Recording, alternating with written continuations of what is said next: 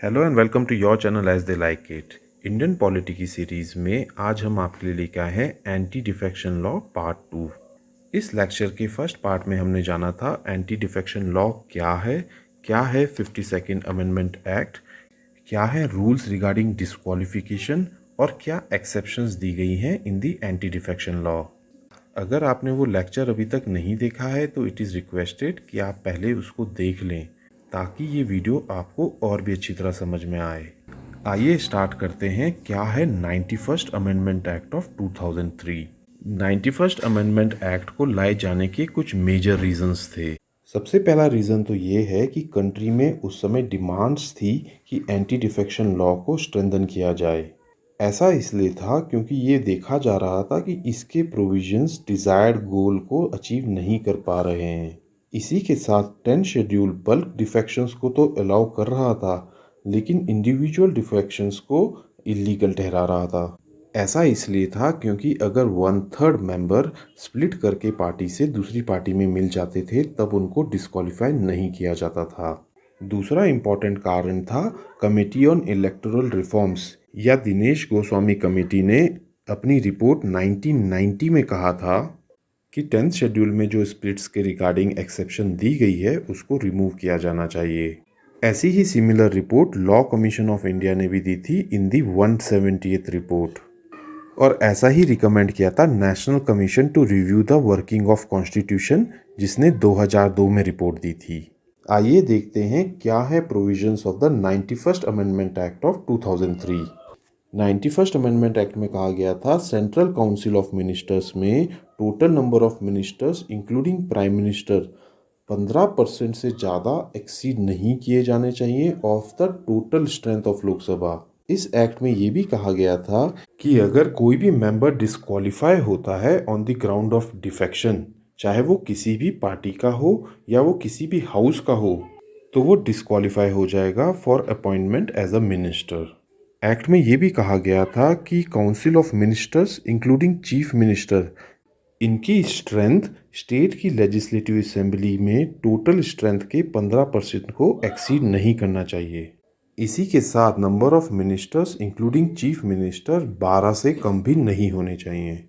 एक एक्ट में ये भी कहा गया था कि ओरिजिनल 10 शेड्यूल में जो एग्जेम्पशन दी गई थी regarding disqualification in case of split by 1/3 members has been deleted. कहने का मतलब ये है कि अब एंटी डिफेक्शन लॉ में किसी भी प्रकार का प्रोटेक्शन नहीं है on the ground of splits.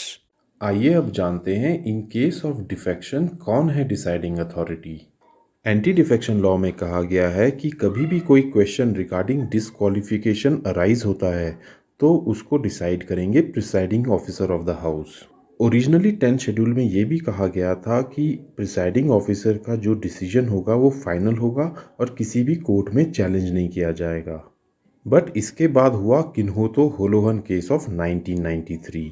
आइए जानते हैं क्या है ये किन्होतो होलोहन केस। किन्होतो होलोवन वर्सेस जैचिलू 1993 का सुप्रीम कोर्ट का एक लैंडमार्क जजमेंट है। इस केस में सुप्रीम कोर्ट के सामने मेन क्वेश्चन ये था कि जो पावर्स स्पीकर या प्रिसाइडिंग ऑफिसर को दी गई है under the anti defection law वो वॉयलेटिव हैं डॉक्ट्रिन ऑफ बेसिक स्ट्रक्चर के।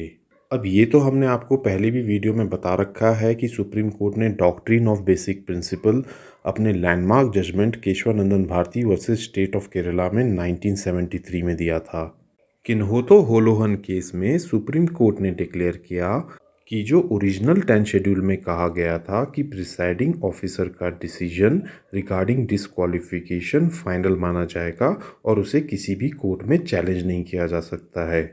सुप्रीम कोर्ट ने इस प्रोविज़न को अनकॉन्स्टिट्यूशनल करार किया क्योंकि सुप्रीम कोर्ट का ऐसा कहना था कि ये प्रोविज़न सुप्रीम कोर्ट और हाई कोर्ट की ज्यूरिसडिक्शन पावर्स को ब्रीच कर रहा है।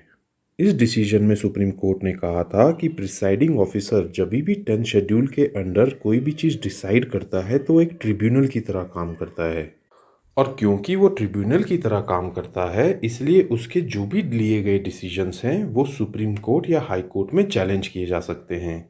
At the same time supreme court ने इस कंटेंशन को भी रिजेक्ट कर दिया था कि प्रिसाइडिंग ऑफिसर को एजुकेटरी पावर्स देना इनवैलिड है on the ground of political bias. कहने का मतलब ये है कि सुप्रीम कोर्ट ने किन्होथो होलोहन केस में कहा था कि प्रिसाइडिंग ऑफिसर के पास एजुकेटिंग पावर्स हो सकती हैं और वो इनवैलिड नहीं है। But at the same time जो भी प्रिसाइडिंग ऑफिसर डिसीजन लेता है वो डिसीजन एज अ ट्रिब्यूनल का डिसीजन माना जाता है और उसको हाई कोर्ट या सुप्रीम कोर्ट में चैलेंज किया जा सकता है। आइए अब जानते हैं एंटी डिफेक्शन लॉ के क्या एडवांटेजेस हैं। फर्स्ट एडवांटेज ये है कि एंटी डिफेक्शन लॉ की वजह से गवर्नमेंट में और हाउस में दोनों में एक स्टेबिलिटी आती है।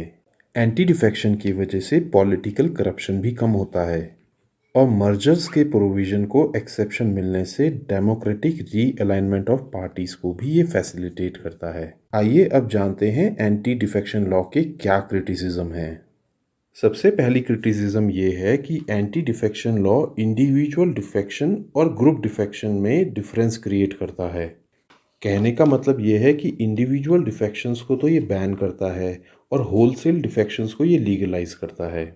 सेकेंड क्रिटिसिज्म ये है कि ये लॉ डिसेंट और डिफेक्शन में डिफरेंशिएट नहीं करता है और इस कारण से लेजिस्लेटर्स के पास राइट टू डिसेंट या right to freedom of conscience नहीं रह पाता है और एक तरह की पार्टी बॉसिज्म लेजिस्लेटर्स को फेस करनी पड़ती है। एंटी डिफेक्शन लॉ को इसलिए भी क्रिटिसाइज किया जाता है कि ये डिस्क्रिमिनेट करता है between the independent member and the nominated member, क्योंकि अगर इंडिपेंडेंट मेंबर किसी पार्टी को ज्वाइन करता है तो उसको तो डिस्क्वालीफाई कर देता है, वही नॉमिनेटेड मेंबर को 6 महीने तक अलाउ है वो किसी पार्टी को ज्वाइन कर सके।